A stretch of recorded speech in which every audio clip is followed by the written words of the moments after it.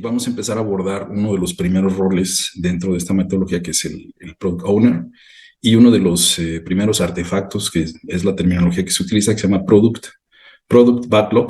Entonces, vamos a ver cómo se hace esto, cómo vamos a empezar a definir, pues obviamente, los requisitos de nuestros proyectos. Es muy importante, es un paso muy importante. Consideramos que es la base del éxito en la gestión de proyectos, el entender precisamente los requerimientos de quién nos está haciendo la solicitud, la necesidad o el requerimiento de algún desarrollo de un producto o de un servicio, cualquiera que sea el proyecto. Esta es una parte muy importante, la creación del Product Backlog.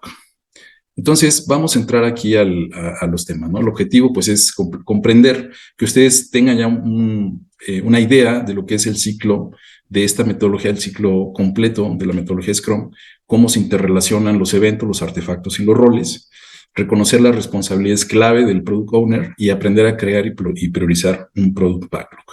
Entonces, a partir de esta clase, va a haber una tarea muy importante aquí para ustedes que les voy a platicar ya hacia el final de la clase, y vamos a empezar a cubrir, pues obviamente, este ciclo. Vamos a empezar con la primera etapa, obviamente, ¿no? Entonces, ¿qué sucede cuando hay algún requerimiento, un requisito, un proyecto por desarrollar, alguna necesidad, algo que nos solicita nuestra autoridad, nuestro jefe, nuestro gerente, nuestro director? Se genera un proyecto, ¿verdad? Ese es el punto donde esto inicia y donde, pues, nosotros vamos a utilizar la metodología para desarrollar ese proyecto. ¿Okay? Entonces, la primera etapa, aquí les voy a platicar el diagrama, que es muy sencillo, es entender los requerimientos de ese cliente. Y la persona o la figura dentro de esta metodología le vamos a llamar Product Owner, ¿sí? El dueño del producto. El dueño del producto, pues, es parte del equipo Scrum, y es la persona que va a recibir, digamos, esas necesidades de parte del cliente, ¿de acuerdo? El Product Owner, obviamente, es responsable. Es muy importante este primer paso de entender cuáles son los requisitos del cliente. Entonces, esos requisitos del cliente, nosotros los tenemos que traducir en algo que se llama Product Backlog, ¿sí? El backlog del producto. ¿Quién me dice qué significa backlog, por favor, en español? ¿Qué quiere decir backlog? ¿Nadie? Bueno, ahorita vamos a ver la definición. Pues es básicamente la lista de requisitos. Un backlog es la lista de requisitos o entregables del proyecto. Entonces, el Product Owner es responsable de hacer este Product Backlog, o sea, traducir los requisitos del cliente en este documento, que lo vamos a llamar así. A partir de este documento, de esta lista de entregables, se va a hacer una planeación de sprints, ¿sí? Esta, obviamente, es la terminología. Les decía yo la vez pasada que parte del reto es manejar la terminología de esta metodología Scrum, ¿sí? Pero bueno, vamos a ir familiarizándonos con esto. ¿Qué son los sprints? Pues así como en el inglés, ¿verdad? Un sprint en las carreras, pues es como un tramo de alta velocidad, ¿no? Un gran esfuerzo, o como una carrera corta, ¿no? Es como un sprint. Entonces, a partir de que tengamos nosotros el Product Backlog, vamos a programar los sprints. Es decir, todos estos requisitos los vamos a hacer como si fueran tramos, como si fuéramos a recorrer tramos de una manera rápida, ¿sí? De una manera acelerada. Entonces, dentro de ese Product Backlog lo vamos a desarrollar a través de varios sprints. Vamos a hacer varios sprints, vamos a dividir el trabajo como en diferentes bloques.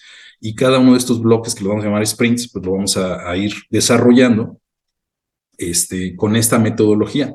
Entonces, el equipo Scrum va a hacer la planeación de los sprints, es decir, cuáles son los bloques de todos estos entregables, cómo los vamos a definir y cómo los vamos a atacar, en qué orden, en qué prioridad. Y entonces, este equipo Scrum va a definir algo que se llama el Sprint Backlog, ¿sí? Entonces, estos son como los sprints que vamos a realizar y que vamos a ir realizando en serie, uno después de otro, ¿sí? Y cuando tomamos un sprint o un tramo, una porción de todo este trabajo, le vamos a llamar a esta dinámica los Daily Scrums, el Daily Scrum, ¿sí? Entonces, un sprint, vamos a tomar uno de aquí y empezamos. Ese sprint lo vamos a desarrollar más o menos de 1 a 4 semanas. Ese es el tiempo de duración de un sprint, donde se trabaja de forma intensa en desarrollar de principio a fin ese primer entregable, ¿sí?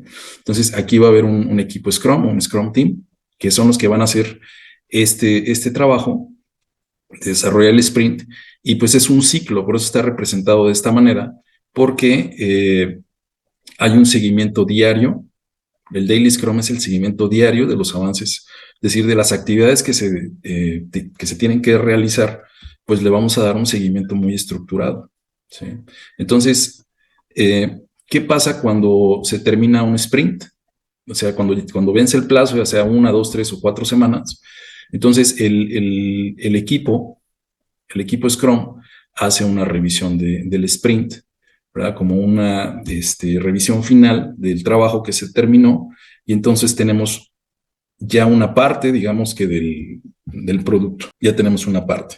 Una retrospectiva del trabajo realizado, se pueden afinar algunas cosas, y entonces estaríamos aquí, seguiríamos con el siguiente sprint, ¿sí? Y entonces aquí se va haciendo, digamos, el ciclo que, bueno, vamos a estar realizando con esta metodología hasta que este sprint backlog se termine. A grandes rasgos, esta es la dinámica, digamos, de la metodología Scrum. Por ejemplo, hay otra metodología que es el Project Management, donde haces un Gantt completo, ¿no? De principio a fin, y haces, digamos, estos diagramas los haces incluso hasta con una cierta lógica de ruta crítica, ese tipo de cosas. Aquí es un poquito diferente. Aquí realmente vas definiendo como etapas, como bloques de trabajo. Por ejemplo, si fueras a hacer un puente, ¿no? Vamos a hacer el puente para, no sé, un cruce peatonal. Uno de los sprints a lo mejor es la cimentación. Entonces, después de la cimentación va a venir a hacer la estructura principal. Después de la estructura principal van a venir ya las partes de concretos, y después va a venir la nivelación, y luego va a venir ya la certificación, ¿no? Entonces son 5 etapas. Y aquí lo que haces es decir cuánto del trabajo, o sea, de todas estas etapas, cuánto podemos hacer máximo en 4 semanas. Sabes que en 4 semanas podemos hacer la cimentación y la estructura. Ok, entonces ese es un sprint donde vas a tener esas dos entregables. El siguiente sprint va a ser, digamos, la construcción. El siguiente sprint va a ser la nivelación y el último sprint va a ser la certificación. Entonces vas a tener 4 sprints. ¿Por qué? Porque son los que se pueden hacer en máximo 4 semanas. Aquí esta es, digamos, que una de las grandes diferencias. No importa que el trabajo lo dividas mucho, pero que no te pases de sprints de 4 semanas. Y entonces eso es diferente al Gantt, ¿sí? En el Gantt, pues normalmente vas viendo de principio a fin todo el proyecto, y luego puede ser que el Gantt sea como, no sé, de muy prolongado, ¿no? A lo mejor un Gantt de 12, 15 meses, 18 meses. Y eso, pues ya sabemos a veces lo que pasa en los proyectos, que se van retrasando en todas las etapas y al final te desplazan todo el Gantt y al final todo el proyecto está detenido. Entonces aquí con Scrum vas haciendo como estas etapas te van garantizando que vas teniendo un avance, que ese avance va cumpliendo con los requisitos del cliente. Sí hay diferencias. Si lo tratamos de ver contra la estructura tradicional de proyectos, de administración de proyectos, sí va a haber muchas diferencias. Esta es una metodología, por eso se llama ágil, por el sentido de que pues es muy dinámica. Todo el proyecto, o sea, también eso va a determinar la cantidad de sprints que vas a hacer. Y la otra cosa es que pues los sprints los vamos a hacer en serio, o sea, no se pueden hacer en paralelo. Hasta que terminas uno, empiezas el otro. Eso es importante tener claro el alcance que podemos tener como equipo Scrum, de decir, a ver, ¿a qué nos podemos comprometer en 4 semanas? Pues de aquí a aquí, ¿verdad? Y si te llegaron las 4 semanas y no terminaste, ahí se termina el sprint. El objetivo de esta metodología Scrum o esta metodología ágil es precisamente eso, que los proyectos se vayan realizando, que se vean avances, que se puedan validar avances con los clientes. Como les decía la vez pasada, hay momentos o hay veces que ni siquiera el cliente tiene muy claro qué era lo que quería, ¿no? Entonces, cuando él va viendo ciertas funcionalidades en el producto, puede hacer ajustes. O sea, esa es otra cosa, otra ventaja de la metodología de Scrum, que el cliente te puede decir, oye, quiero ajustar lo quiero de otro color o de otra medida, etcétera, ¿no? Entonces, es una metodología ágil, pero también es flexible en ese sentido. Vamos a ir desarrollando, obviamente, por partes, vamos a ir caminando este proceso. Vamos a desarrollar un ejemplo, por ejemplo, aquí, en este caso, vamos a ver esta parte.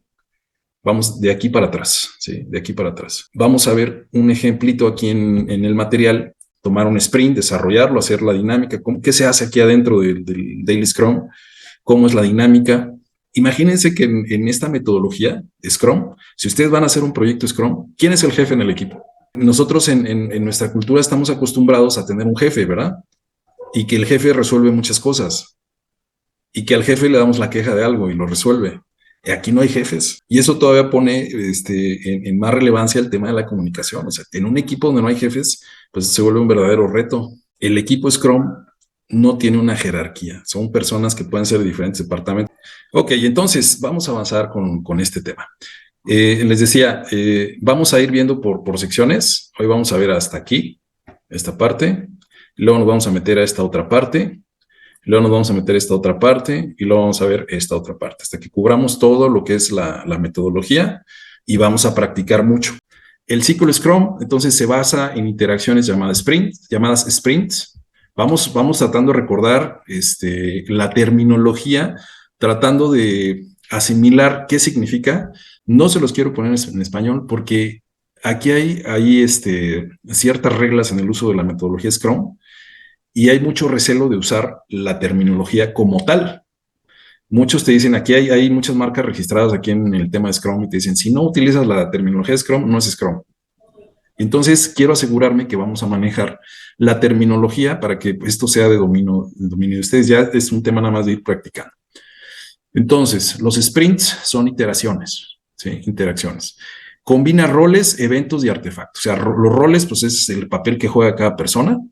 Los eventos son las dinámicas que hacemos para definir tareas, requisitos, ¿verdad? Planes. Y los artefactos son los productos que vamos haciendo dentro de esta dinámica, como el Product Backlog, como el Sprint Backlog, como el incremento de producto. Esos son, digamos, tres grandes elementos de este ciclo. Los roles. Hay un equipo, o sea, ¿cuáles son las figuras? Hay un equipo.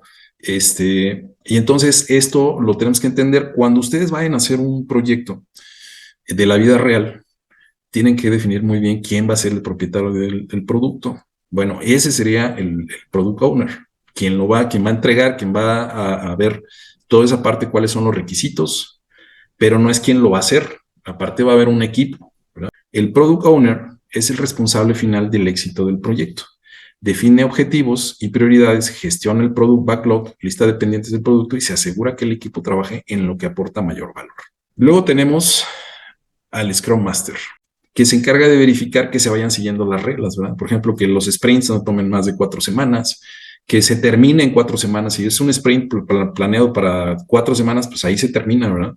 Que se utilicen algunas herramientas como los tableros Kanban, que vamos a ver, que se utilicen de la manera correcta, que se determinen claramente lo que son los sprints. Bueno, hay una persona que va vigilando, digamos, estos tecnicismos dentro del proyecto.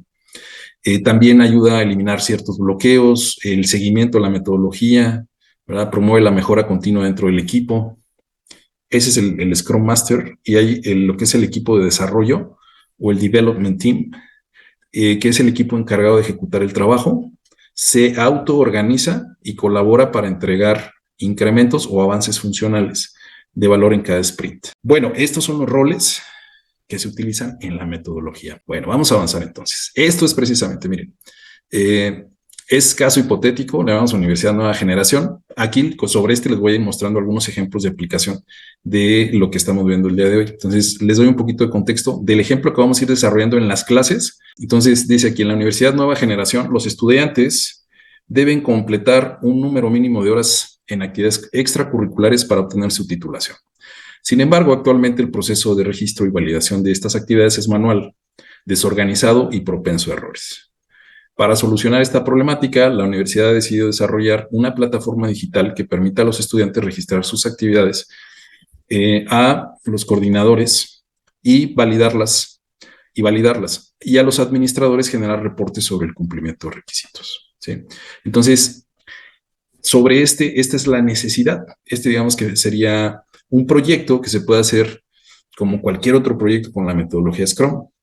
¿De acuerdo? Entonces, el objetivo de este proyecto es diseñar e implementar una plataforma digital que gestione el registro, validación y seguimiento de actividades extracurriculares, asegurando un proceso más eficiente, transparente y accesible para estudiantes y autoridades universitarias. Ok, entonces, ¿qué haría vamos a ver, el Product Owner? El líder tiene una responsabilidad de que sea exitoso, es una responsabilidad fuerte, el Product Owner. No es jefe del equipo, no tiene autoridad sobre el equipo, ¿sí? Pero tiene una gran responsabilidad, ¿sí? Responsable final del éxito del proyecto.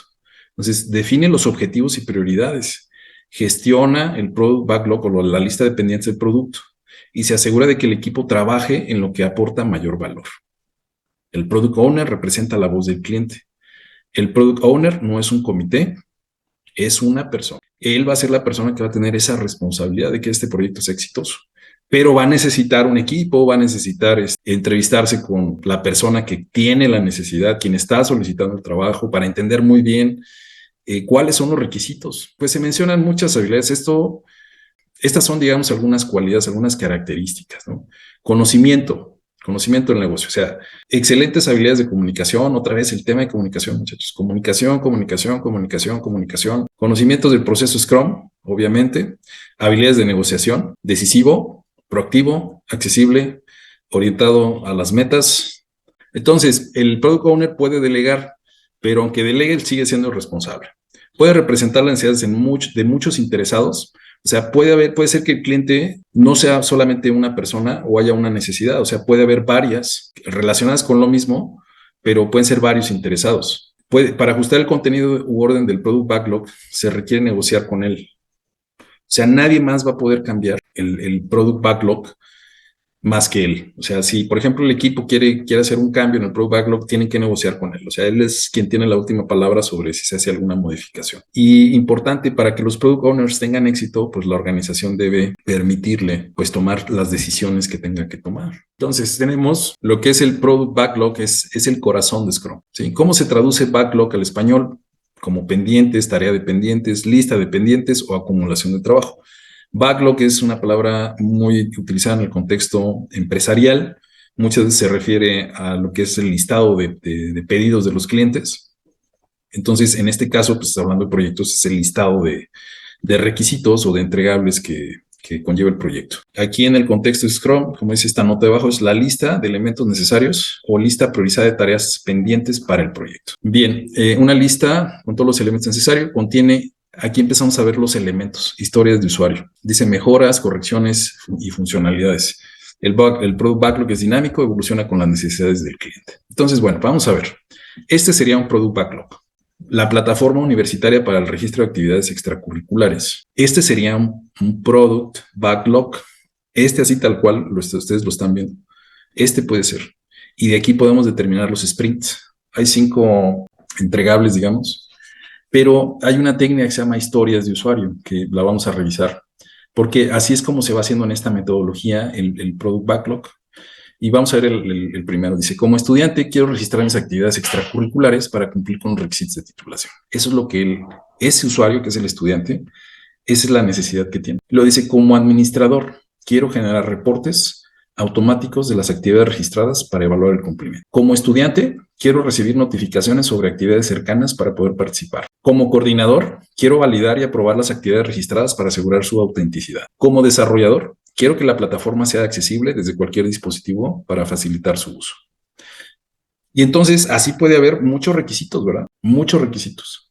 Si fijan, en todos está la palabra como, quiero y para. Entonces, son diferentes usuarios. Como usuario, quiero tal cosa, para, todos tienen esa estructura, todas estas oraciones, digamos. Para definir, estas historias de usuario, hay una técnica que vamos a ver ahorita. Con esta técnica, que es como Moscú en inglés, ¿no? No sé si se pronuncia más o menos así, pero esto pues tiene un significado. MOSCOW. El esfuerzo estimado y las notas, ¿no? Entonces, las notas con temas, con cosas más específicas. Dice, el sistema debe incluir campos para horas, actividades, documentos y documento comprobatorio. Los reportes deben ser en PDF y en Excel.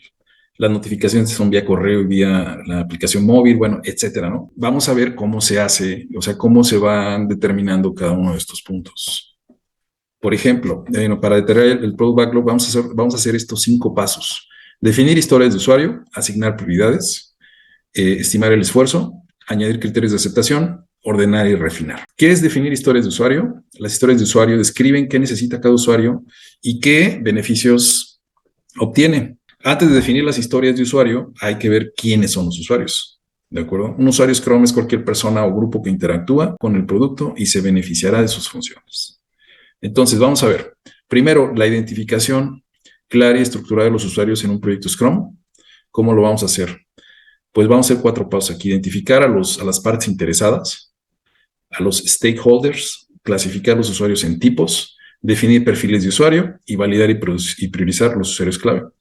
¿De acuerdo? Entonces, las historias de usuario, me voy a regresar un poquito.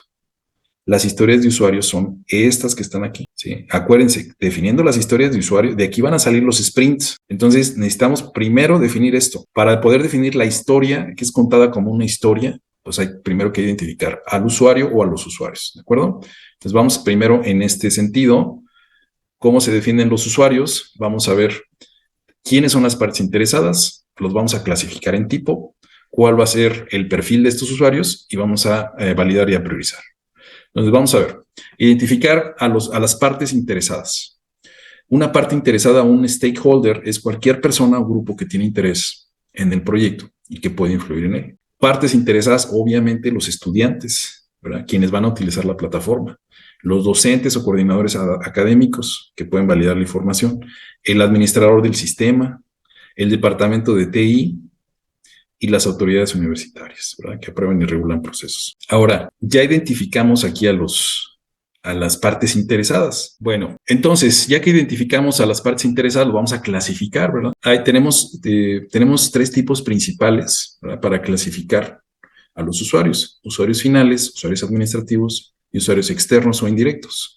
Entonces, los finales son quienes interactúan directamente con el producto para cumplir una tarea específica. En este caso, pueden ser los estudiantes, los docentes o investigadores. Usuarios administrativos son responsables de la gestión, supervisión o administración del sistema. Entonces, por ejemplo, los coordinadores académicos, administradores o personal de secretaría o de administración. Usuarios externos o indirectos no usan el sistema de manera directa, pero influyen en su desarrollo, en su regulación o su financiamiento. Por ejemplo, las autoridades universitarias, empresas vinculadas, entidades gubernamentales, ¿verdad? Entonces tenemos estos 3 tipos de usuarios.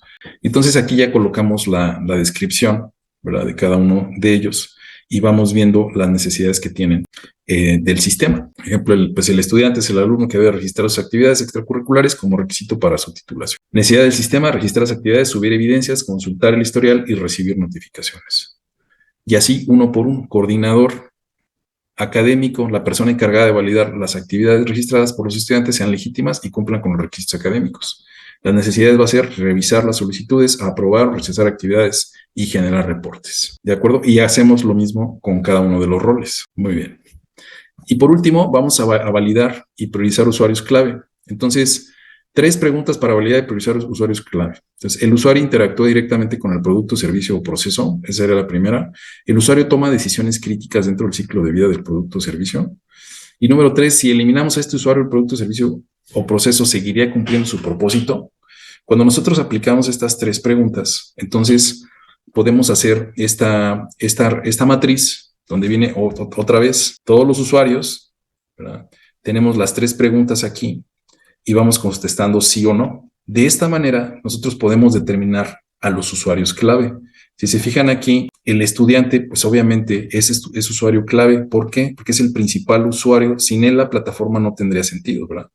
Nosotros vamos contestando cada una de estas preguntas para entender cuál es la justificación de si es un usuario clave o no. En este caso de la universidad podría parecer algo muy obvio, ¿verdad? Pero hay proyectos donde verdaderamente si no hacemos esto, podemos omitir un usuario clave y es muy importante tener claro quiénes son los usuarios clave, porque en base a esto vamos a determinar el Product Backlog. El coordinador académico, o sea, sí revisa y aprueba las actividades registradas, sí toma decisiones críticas dentro del proceso, y si lo eliminamos de la plataforma no seguiría cumpliendo su propósito, ¿verdad?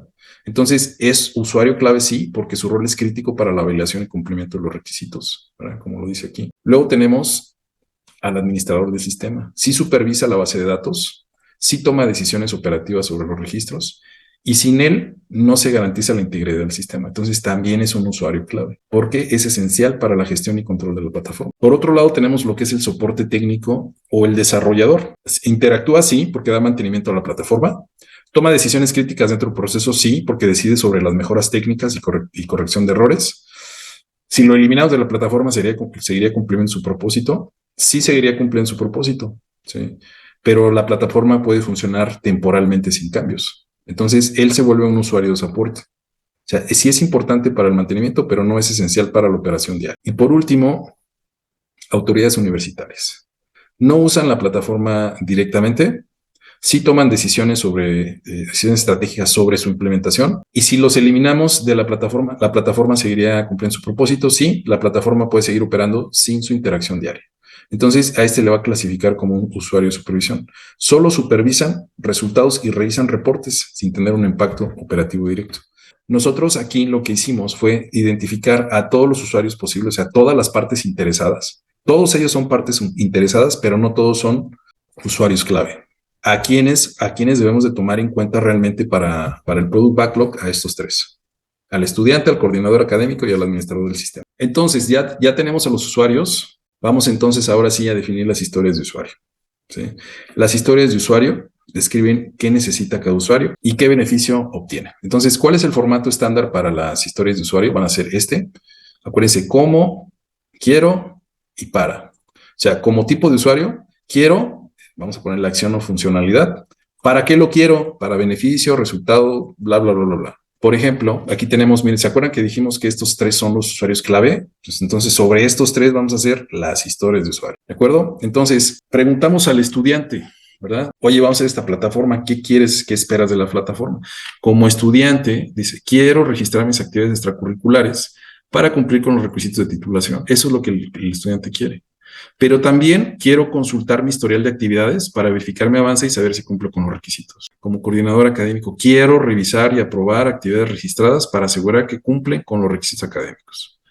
También quiero rechazar actividades no válidas y agregar comentarios para que los estudiantes sepan cómo corregirlas. Como administrador del sistema, quiero generar reportes de actividades registradas para evaluar el cumplimiento de los requisitos institucionales, pero también quiero gestionar los permisos de usuarios en la plataforma para asegurar que cada uno acceda solo a la información correcta. Estas son las historias de usuario. Por secciones, esto podría ser un sprint, esto podría ser otro sprint y esto podría ser otro sprint, o podrían ser combinadas, actividades combinadas. Pero ¿se acuerdan la condición? 4 semanas máximo. Entonces, ya tenemos las historias de usuario. Vamos a asignar las prioridades, o sea, todos son importantes, pero vamos a determinar un orden, o sea, por dónde vamos a empezar, cuáles son a lo mejor las que van a causar más impacto o las que tienen mayor o menor dificultad, etcétera. ¿Cómo nos vamos con las prioridades? Entonces, tenemos esta que se llama técnica Moscow para asignar las prioridades. Entonces, enfoca los esfuerzos en lo más valioso, asegura una gestión eficiente de recursos y ayuda a negociar qué entregables son indispensables y cuáles pueden implementarse más adelante. Asignar prioridades pues va a garantizar que el equipo Scrum entregue el máximo valor en el menor tiempo posible. Entonces, ¿qué quiere decir Moscow? La MO es de must have, es imprescindible. ¿Qué tiene más fuerza, must have o should have? Van en este orden de importancia. Entonces son las imprescindibles, must have. La S es de should have, son importantes, ¿verdad? Y luego las deseables van a ser las could have, ¿sí? Que es la CO. Y la W es won't have, o no necesarias por ahora. Eso es lo que significa este método. Es muy sencillo. Es clasificar entre imprescindible, importante, deseable y no necesario. Con eso podemos entonces determinar una prioridad. Ya tenemos el usuario clave, tenemos la historia de usuario, tenemos la prioridad, ¿verdad? Y aquí tenemos una justificación de la prioridad.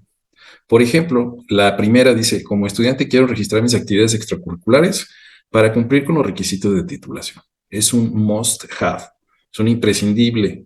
Justificación de la prioridad dice, sin esta funcionalidad la plataforma no cumple su propósito principal. Entonces, ir colocando una justificación, pues también nos ayuda para ir dando claridad. Por ejemplo, la segunda dice, como estudiante, quiero consultar mi historial de actividades para verificar mi avance y saber si cumplo con los requisitos. Y esa establecimos una prioridad como should have, que es importante. ¿Por qué es importante? Es importante, pero no afecta el registro inicial de actividades. Número 3, estimar el esfuerzo. Y esto le va a conocer como puntos de historia.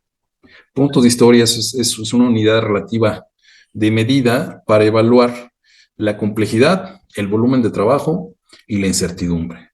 O sea, qué tan difícil es la tarea, cuánto tiempo implica y qué tan claro está este requerimiento. Entonces, cada historia de usuario, pues también debe tener un puntaje, ¿verdad? Ese puntaje, pues, mientras más grande, quiere decir que va a ser más difícil. Aquí en la metodología Scrum, normalmente, bueno, hay dos formas de hacerlo. Algo que se llama el planning poker. Bueno, es una terminología muy de la metodología, pero realmente el equipo Scrum asignan puntos, ¿sí? Generalmente en la secuencia de Fibonacci. ¿Sí? Que la secuencia de Fibonacci es esta: 1, 2, 3, 5, 8, 13, que tiene que ver, bueno, no es clase de ingeniería, ¿verdad? Pero tiene que ver con la secuencia que van tomando los datos. 1 más 2 es 3, 3 más 2 es 5, 8 más 5, perdón, 5 más 3 es 8, 8 más 5 es 13, y así se va estableciendo.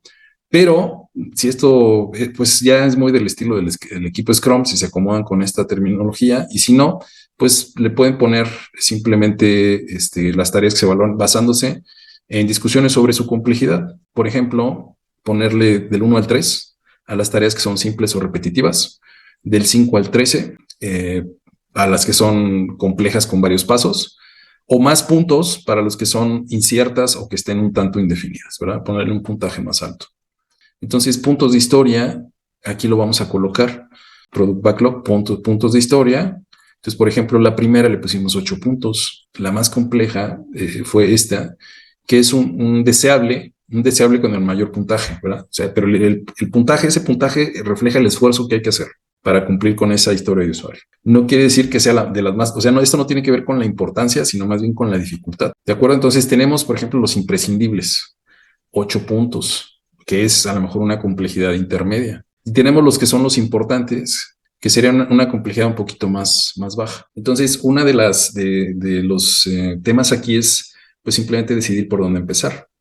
Tú puedes combinar, por ejemplo, las dos, puedes hacer un solo sprint, las dos primeras, que son las del estudiante, y puede ser un solo sprint. Si como equipo determinamos que es algo que se puede hacer en 4 semanas, pues entonces elegimos un sprint o un paquete de trabajo para estas dos. Y vamos a hacer ese sprint, vamos a ir en 4 semanas, vamos a desarrollar esto, ¿sí? Requiere los formularios iterativos, la validación, los campos, el almacenamiento, que pueda consultar sus datos, etcétera. Lo podemos hacer en un solo sprint. Y hasta que terminemos nos vamos a ir con el siguiente que definamos, pues puede ser el otro imprescindible, que podría ser este de acá, podría ser, es el que el equipo selecciona, ¿verdad? Nos falta ese criterio de dependencia que vamos a ver ahorita, pero el equipo va a definir el sprint backlog, es decir, en qué orden vamos a ir resolviendo, pero vamos a resolver todo esto. Entonces, priorizar nos da un equilibrio, ¿sí? O sea, como equipo Scrum, el equipo Scrum va a tener mucho trabajo, o sea, el equipo del proyecto va a tener trabajo importante, las actividades, es el equipo que ejecuta, ¿verdad? Que desarrolla el proyecto, entonces va a haber muchas tareas y es muy importante, pues no perder la referencia, ¿verdad? Que tenemos, el sprint puede durar máximo 4 semanas, sea cual sea los sprints que definamos, pero no podemos pasarnos de 4 semanas. Cuando llegaron las 4 semanas, hasta donde lleguemos, ahí se terminó el sprint. Si quedaron cosas pendientes, se puede definir otro sprint, pero no se puede no terminar en 4 semanas. Muy bien. Y como les decía, los criterios de aceptación son importantes, criterios de aceptación y ver si una actividad es condicionante de otra. Entonces, hay criterios de aceptación, que es una lista clara y específica de requisitos funcionales, ¿verdad? Estas van a ayudar al equipo Scrum a entender qué se espera en cada historia de usuario. Entonces, sirven como base para las pruebas de aceptación. ¿Cómo definimos los criterios de aceptación? Pues bueno, hay algunas preguntas clave. O sea, ya sabemos que el estudiante quiere registrar. Nosotros podemos apoyarnos con estas preguntas que nos van a asegurar que cada historia de usuario cumple con las expectativas y ya funciona. Entonces, por ejemplo, estas preguntas. Dice, ¿qué desea obtener el cliente después de usar este producto o servicio? ¿Qué elementos o características son necesarios para cumplir con este objetivo? ¿Qué debe suceder después de que el usuario interactúe con el producto o servicio? ¿Cómo sabremos que el objetivo se cumplió correctamente? ¿Qué condiciones o restricciones deben cumplirse para considerarlo exitoso? ¿Y cómo se puede validar que cumple con las expectativas del usuario? Para este caso de nuestra plataforma, dice, en el caso de productos, para una aplicación móvil de lectura, pues un criterio puede ser que el lector pueda abrir cualquier libro digital en menos de 3 segundos. En el caso de un servicio, por ejemplo, criterios para un servicio de entrega a domicilio. El requisito, que el pedido llegue en un plazo de 30 minutos. ¿Sí? Que todos los productos deben entregarse en buen estado y con los empaques sellados. Son ejemplos de requisitos que nos pueden ayudar, ¿no? O sea, para cada historia de usuario debemos de tener claridad en cuanto a los requisitos. Por ejemplo, para una transacción, dice, la transacción debe completarse en menos de 5 minutos. El cliente recibe un correo de confirmación al instante. Si nosotros utilizamos estas preguntas, vamos a tomar, por ejemplo, la primera historia de usuario de nuestro caso de la plataforma, que dice, como estudiante quiero registrar mis actividades extracurriculares para cumplir con requisitos de titulación. Entonces aquí vienen las preguntas, dice, ¿qué espera lograr el usuario o el cliente? Dice, registrar actividades extracurriculares y guardarlas para cumplir con requisitos académicos. Eso es lo que quiere. ¿Qué elementos o características son necesarios para cumplir con este objetivo? Pues un formulario con campos obligatorios, el nombre de la actividad, la fecha, las horas realizadas, el tipo de actividad y la evidencia adjunta. ¿Qué debe suceder después de que el usuario interactúe con el producto o servicio? El sistema debe guardar los datos ingresados y mostrar un mensaje de confirmación. ¿Cómo sabemos que este objetivo se cumplió correctamente? Si los datos deben de aparecer en el historial del estudiante y el mensaje de confirmación debe mostrarse. ¿Qué condiciones o restricciones deben cumplirse para considerarlo exitoso? Validar que todos los campos obligatorios estén completos. La evidencia debe ser un archivo de formato válido en PDF, JPG, con un tamaño máximo de 5 megabytes. ¿Cómo se puede validar que cumple con las expectativas del usuario o cliente? Registrar actividades de prueba y confirmar que aparecen en el historial correctamente y que el sistema muestre mensajes claros. Entonces, con estas 6 preguntas nos vamos a apoyar para entonces determinar los requisitos muy específicamente de cada historia de usuario. Por último, ordenar y refinar. ¿Qué implica ordenar y refinar el Product Backlog? Pues bueno, se priorizan historias de usuario basándose en el valor para el negocio, el esfuerzo estimado, la dependencia entre las tareas, ajustar si hay algo que ajustar en las historias de usuario, que los criterios sean claros y específicos, los criterios de aceptación, si hay historias demasiado grandes en tareas o hacerlas en tareas más pequeñas, aclarar dudas con el Product Owner. Todo esto se puede hacer en este último punto de la elaboración del Product Backlog. El formato debe ser claro, estructurado y fácil de entender para todo el equipo Scrum. Este documento es dinámico y contiene toda la información necesaria para priorizar y planificar los sprints. Y entonces, aquí ya que estamos refinando el Product Backlog, colocamos lo que es la columna de dependencia. Si hay algo que depende de, por ejemplo, estas 3 dependen de la primera actividad, pues es obvio que tenemos que empezar por la primera actividad, porque si no, no vamos a poder hacer las demás. Otra que podríamos empezar es esta, porque es totalmente independiente, ¿verdad? Entonces, este puede ser nuestro primer sprint, este puede ser también nuestro primer sprint, o sea, ¿por qué? Porque es un GitHub de 8 puntos. Podríamos hacer un primer sprint con estos 2, o podríamos hacer primero el 1 y después el 5, o primero el 1 y ya después cualquiera de estos, el 2, el 3 o el 4, porque ya tendremos el 1 realizado, etcétera. Y esa es una decisión que tendrán que tomar como equipo. Hasta aquí estamos viendo lo que es apenas el listado de requisitos, o sea, de un proyecto, cómo vamos a determinar ese backlog o esos requisitos, esos pendientes que va a tener mi proyecto.